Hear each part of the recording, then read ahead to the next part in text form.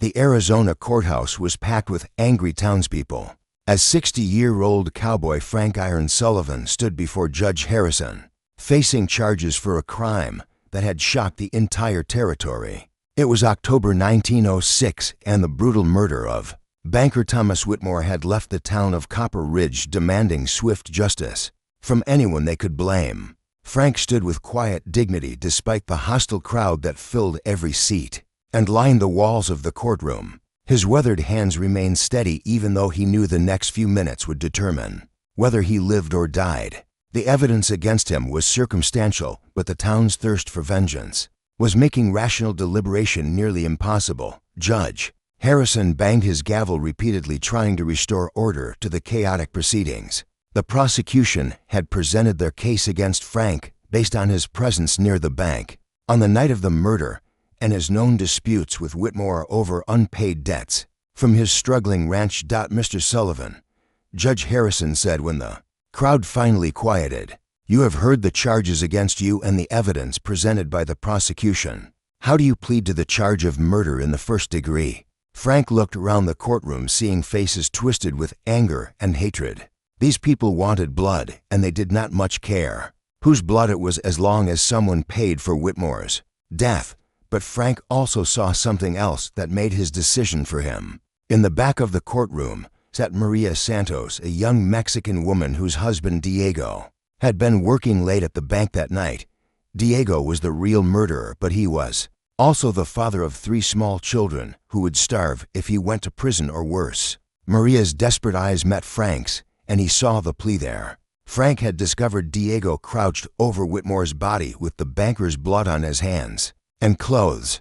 The young man had been stealing money to feed his family, and when Whitmore caught him, the confrontation had turned deadly. But Diego was just a frightened father trying to survive, while Frank was an old cowboy with no family and nothing left to lose. "Your Honor," Frank said in a voice that carried clearly through the silent courtroom, "I am guilty of the charges against me. I killed Thomas Whitmore during a dispute over money he was demanding from my ranch." The confession sent shock waves through the crowd. Even Judge Harrison looked surprised by Frank's admission, though the evidence had seemed to point toward his guilt. But Frank's lawyer jumped to his feet, clearly stunned by his client's unexpected plea. "Your Honor, my client has been under tremendous stress and may not be thinking clearly. I request a recess to consult with him about this decision." Frank shook his head firmly. "I know exactly what I am saying, counselor. I killed Thomas Whitmore, and I am prepared to face the consequences of my actions." Judge Harrison studied Frank's face, trying to determine whether this confession was genuine or the result of pressure from the hostile crowd. "Mr. Sullivan, do you understand that by pleading guilty to murder you could face the death penalty?" Frank nodded. "I understand, Your Honor. I am an old man who has lived a full life. I accept responsibility for what I have done." The judge had no choice but to accept Frank's guilty plea and proceed to sentencing. The crowd erupted in satisfied cheers as Frank was sentenced to hang in 3 days' time. Justice would be served and the town could return to normal, knowing that Whitmore's killer had been caught and punished. As Frank was led away in shackles, he caught sight of Maria Santos, weeping quietly in the back of the courtroom. Her husband, Diego, sat beside her holding their youngest child and looking at Frank with a mixture of gratitude and guilt that spoke volumes about the sacrifice the old cowboy had just made. Frank spent his first night in the town jail listening to the celebrations outside as Copper Ridge marked the capture of Whitmore's killer. Sheriff Morrison treated him with the cold efficiency of a man processing a condemned criminal. But Frank detected a hint of doubt in the lawman's eyes. "Sullivan," Sheriff Morrison said as he brought Frank his evening meal, "that was quite a confession you made today. Lot of folks in town are surprised you admitted your guilt so readily." Frank looked up from his simple meal of beans and hardtack. "Sheriff, a man reaches a point in life where telling the truth becomes more important than preserving his own skin. I killed Whitmore, and now I will pay the price." Morrison studied Frank's weathered face. "You know, Sullivan, I have been wearing a badge for 20 years, and I have seen a lot of guilty men. Most of them spend their last days claiming innocence and cursing everyone who put them in jail." Frank met the sheriff's gaze steadily. Maybe I am different from most guilty men, Sheriff. Maybe I have made peace with what I did and what is going to happen to me." Morrison shook his head and walked away, but Frank could tell that the lawman was troubled by something about the case. Perhaps it was Frank's calm acceptance of his fate, or maybe it was the inconsistencies in the evidence that did not quite add up to a clear picture of guilt.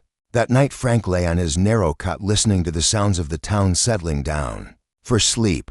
Tomorrow would bring him one day closer to the gallows, but he felt a strange peace knowing that Diego Santos would be able to continue caring for his family. Frank had lived his whole life by a simple code that required helping those who could not help themselves. Diego was a young father driven to desperation by poverty, while Frank was an old cowboy whose best years were behind him. The choice had been easy even if the consequences were final. As midnight approached, Frank noticed an unusual glow beginning to appear through his small cell window. At first he thought it might be lanterns from late-night revelers, but the light grew steadily brighter and seemed to be coming from multiple sources. Frank stood and peered through the barred window into the street outside. What he saw filled him with amazement and concern. Dozens of torches were moving through the darkness, carried by people who were gathering in the town square directly in front of the jail. Sheriff Morrison appeared at Frank's cell door with obvious agitation. "Sullivan, we have a problem. Word has spread throughout the valley about your confession, and people are coming to town from every ranch and settlement within 50 miles. Frank studied the growing crowd outside. "What do they want, Sheriff? I have already confessed and been sentenced.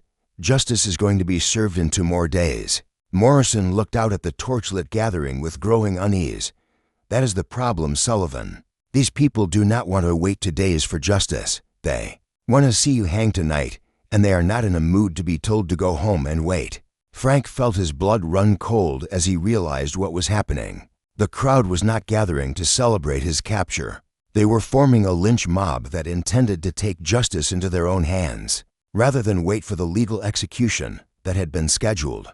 Frank had taken the blame for Diego's crime to save a young father from the gallows, but now it appeared that his sacrifice might not even accomplish that goal if the mob decided to hang him immediately rather than wait for official justice. "Sheriff, how many deputies do you have available?" Frank asked. Morrison's expression was grim. "Just 2, and they are both young men who have never faced anything like this. That crowd has at least 100 people, and more are arriving every hour." Frank studied the sheriff's worried face. "Sheriff Morrison, I need you to listen to me carefully. There's something about this case that you need to know before that mob breaks down your door." Morrison stepped closer to the cell. "What are you talking about, Sullivan?"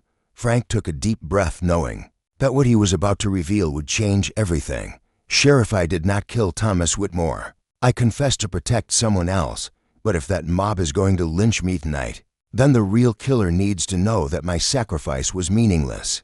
Subscribe to our channel for more incredible Western stories that will keep you on the edge of your seat on TV. Just press subscribe with your remote for more epic adventures. Morrison stared at Frank in shock. "Are you telling me you lied under oath to protect the real murderer?" Frank nodded.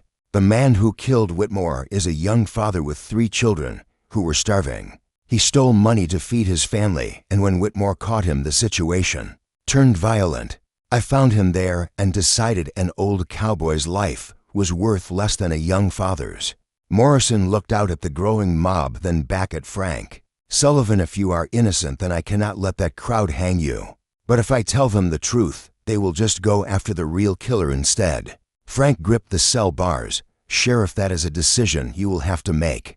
But those torches out there tell me that someone is going to die tonight regardless of guilt or innocence. Don't miss what happens next. Subscribe now to follow this epic Western adventure and discover how the Valley of Torches will determine the fate of an innocent man who chose honor over self-preservation. On TV, just hit subscribe with your remote to continue this powerful story. The light from 100 torches painted the jail walls in dancing shadows as Frank waited to learn whether his sacrifice would save Diego Santos or simply result in 2 deaths instead of 1. The mob outside was growing louder and more impatient with each passing hour. Sheriff Morrison paced his office as the crowd outside grew larger and more restless with each passing hour. The torches that had started as dozens now numbered in the hundreds. As word spread throughout the territory that Whitmore's killer had been captured, but Morrison's conversation with Frank had planted seeds of doubt that were growing into conviction that a terrible mistake was about to be made. Morrison studied the case file spread across his desk, trying to reconcile Frank's confession with the evidence that had seemed so clear just hours before. The more he examined the details, the more inconsistencies he found that had been overlooked in the rush to find someone to blame for the banker's murder. Deputy Johnson burst through the office door with obvious agitation. "Sheriff, the crowd is getting uglier out there. They are talking about storming the jail and taking Sullivan whether we cooperate or not. Some of them have ropes, and they are setting up gallows in the town square." Morrison looked out at the sea of torchlight that filled the street. "How many people are we looking at now?" Johnson wiped sweat from his forehead despite the cool evening air. "At least 300, Sheriff, and more arriving every hour. Riders have been spreading word to every ranch and settlement within a day's travel.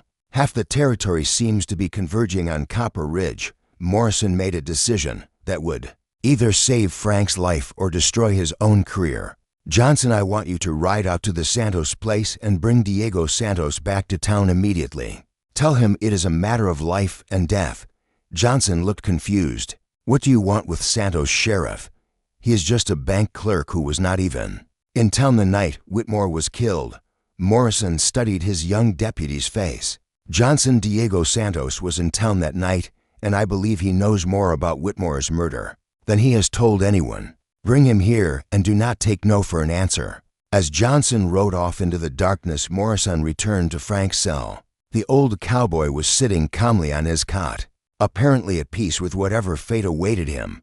His calm acceptance of impending death only reinforced Morrison's growing belief that Frank was innocent. "Sullivan, I am having Diego Santos brought in for questioning.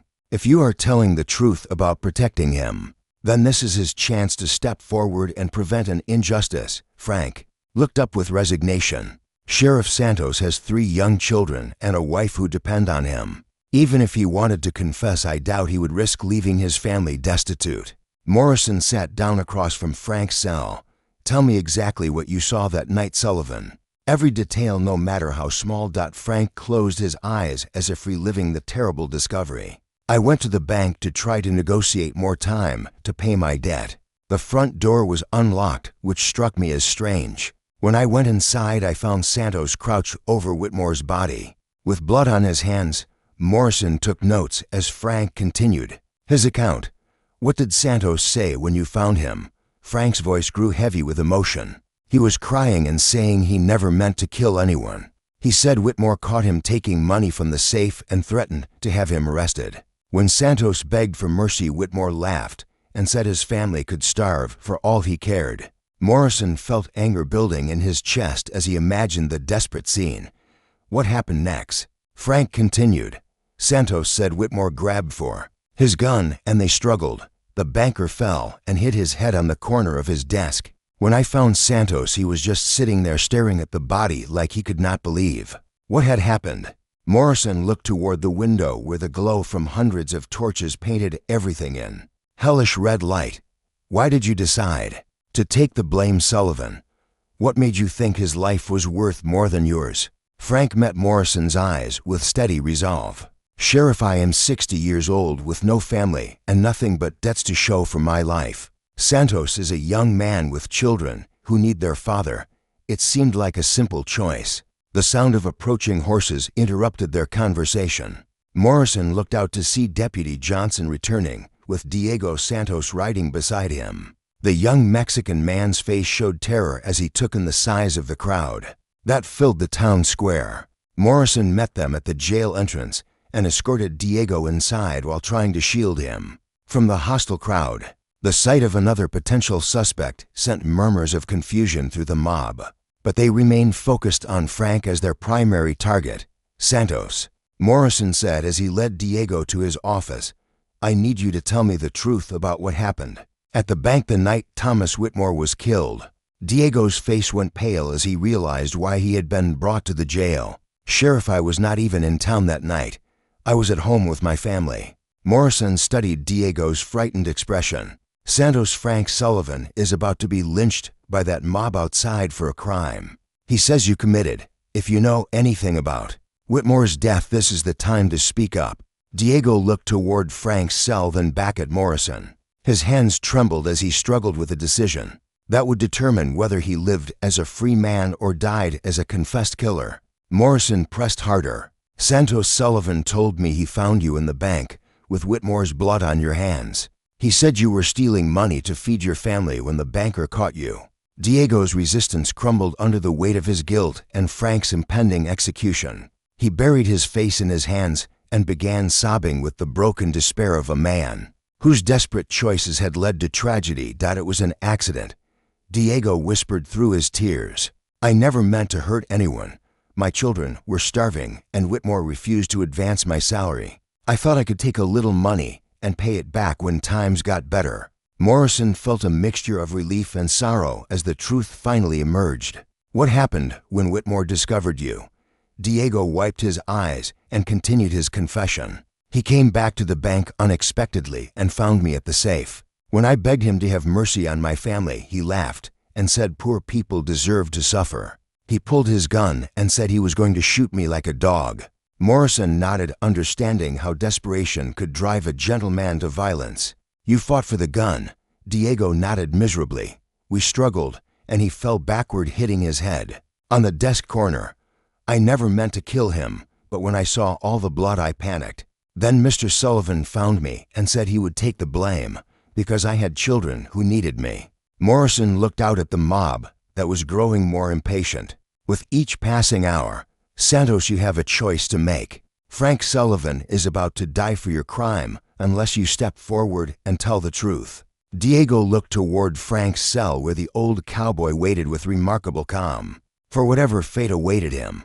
The contrast between Frank's peaceful acceptance and Diego's anguished guilt was stark and heartbreaking. The sound of the crowd growing louder interrupted their conversation. Someone outside was shouting that they had waited long enough for justice, and it was time to take matters into their own hands. Sheriff Morrison, came a voice from the street.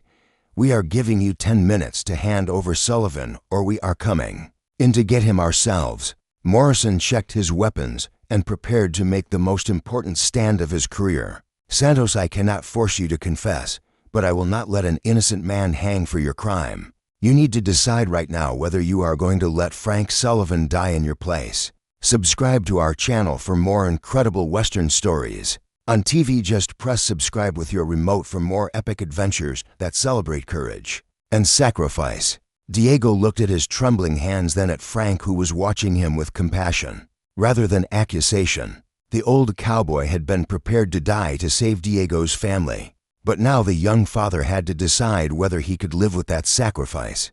Don't miss the next chapter of this epic Western adventure. Subscribe now to follow the conclusion of this powerful story. On TV, just hit subscribe with your remote to see whether courage and truth can triumph over fear and mob justice. The crowd outside had grown to over 500 people as riders continued arriving from throughout the territory, carrying torches that turned the night into an inferno of angry light. Sheriff Morrison stood at his office window watching the mob organize itself into a force that no small-town jail could hope to resist.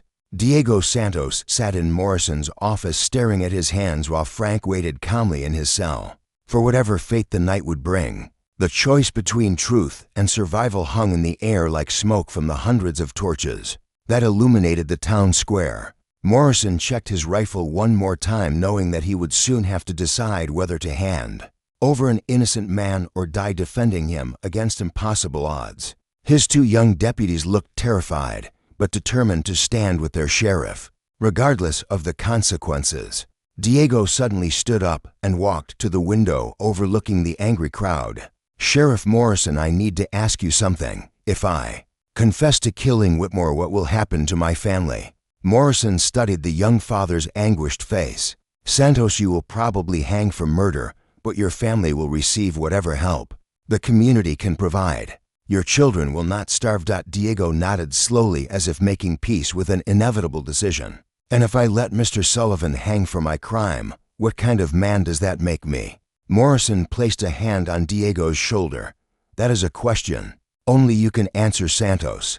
But I can tell you that Frank Sullivan is prepared to die to save your children. That makes him a better man than most." The sound of splintering wood came from the jail's front entrance as the mob began testing the strength of the doors and window shutters. Morrison realized he had perhaps 5 minutes before the crowd broke through his defenses and took Frank by force.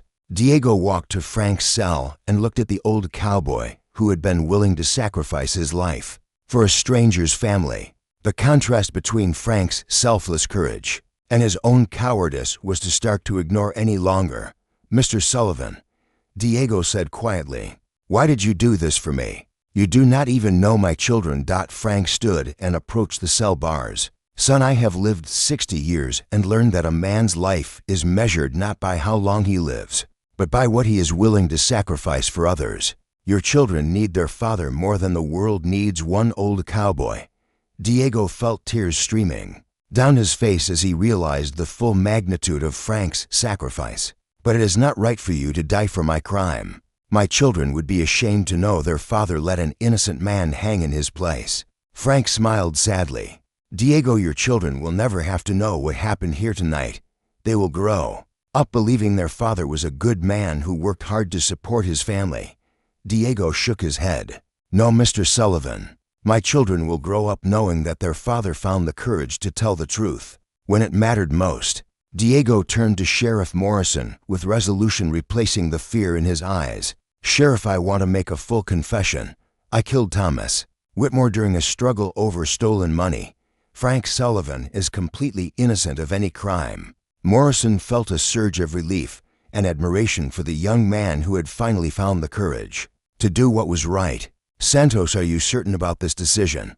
Once you confess, there will be no going back." Diego nodded firmly. "Sheriff, I cannot live knowing that Mr. Sullivan died for my cowardice. Whatever happens to me, my children will know that their father chose honor over survival when it counted." Morrison quickly wrote down Diego's confession while the sound of the mob grew louder outside. The crowd was beginning to chant Frank's name and demand immediate justice that would soon turn to violence if their demands were not met. Sheriff Morrison stepped onto the jail's front porch, holding Diego's signed confession, and faced the largest crowd in Copper Ridge's history. The sea of torchlight made it difficult to see individual faces, but the anger and bloodlust were palpable in the night air. "Citizens of Copper Ridge," Morrison called out in a voice that carried across the square, "I have important news about the murder of Thomas Whitmore." The crowd quieted slightly, though the tension remained electric. Someone shouted from the back asking why they were being kept waiting. When the killer was already in custody, Morrison held up the confession. "Frank Sullivan did not kill Thomas Whitmore. The real murderer has confessed and provided details that prove his guilt beyond any doubt." The announcement sent shock waves through the crowd as people struggled to understand how their certainty about Frank's guilt could have been so wrong. Voices called out demanding to know who the real killer was. Morrison gestured toward the jail entrance where Diego stood with quiet dignity. Despite his obvious fear, Diego Santos has confessed to killing Whitmore during a struggle over money that Santos had taken to feed his starving family. Frank Sullivan was protecting an innocent man by taking the blame. The crowd's reaction was mixed, with some calling for Diego's immediate hanging, while others seemed stunned by Frank's willingness to die for a stranger. The mob's unified purpose had been shattered by the revelation that their intended victim was innocent. A voice from the crowd called out asking why they should believe this new confession, when Frank had already admitted his guilt in open court. Morrison realized he needed to provide proof that would convince the skeptical mob. "Frank Sullivan is 60 years old with no family and nothing to lose," Morrison explained. "Diego Santos is a young father with 3 children who were starving when he made his desperate choice. Sullivan chose to sacrifice his life to save those children from becoming orphans." The crowd began to murmur as people considered the implications of what they were hearing. Some began to lower their torches as the righteousness of their cause was called into question. An elderly woman pushed through the crowd and approached the jail porch. She was Maria Santos, and her presence immediately changed the dynamic of the situation.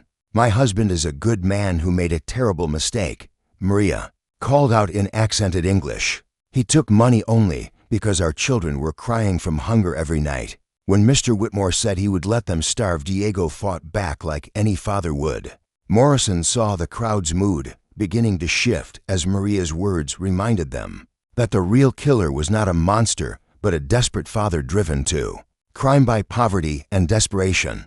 Frank appeared on the jail porch, still in shackles, but standing with the dignity of a man who had chosen principle over survival. The sight of the innocent man they had been ready to lynch sobered many in the crowd. "Citizens of Copper Ridge," Frank said in a voice that carried clearly through the night air, "Diego Santos is not a killer.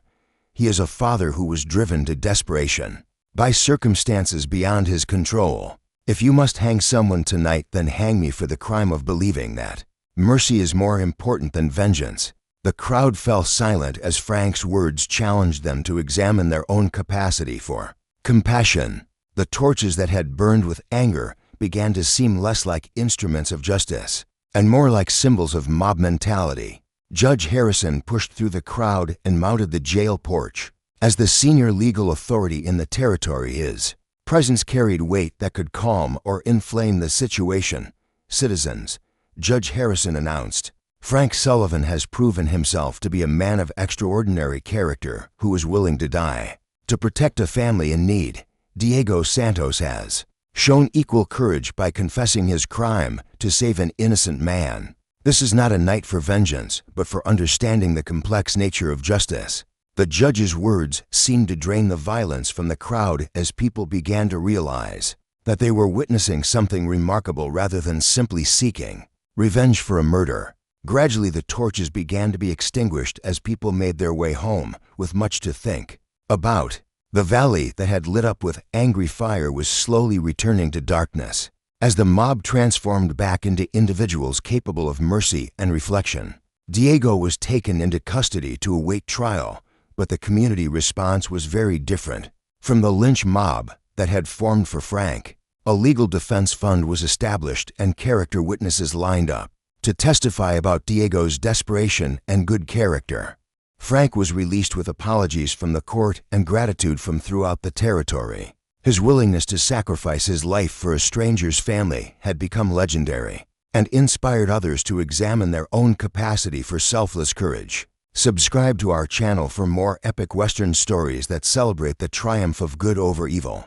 On TV, just press subscribe with your remote to see more incredible adventures that prove true heroism comes from those willing to sacrifice for others. Diego Santos received a sentence of 5 years in prison, but was released after 2 years for good behavior. His family was supported by the community during his incarceration, and he returned to become a respected citizen who never forgot the debt he owed to Frank Sullivan. Frank used his newfound fame to advocate for poor families throughout the territory, establishing programs to help people in desperate circumstances. Before they were driven to crime, his actions proved that one person's moral courage could inspire an entire community to become more compassionate. The Valley of Torches became a symbol not of mob justice, but of how truth and courage could overcome fear and hatred. When good people found the strength to do what was right, it reminded everyone that true heroism often required choosing the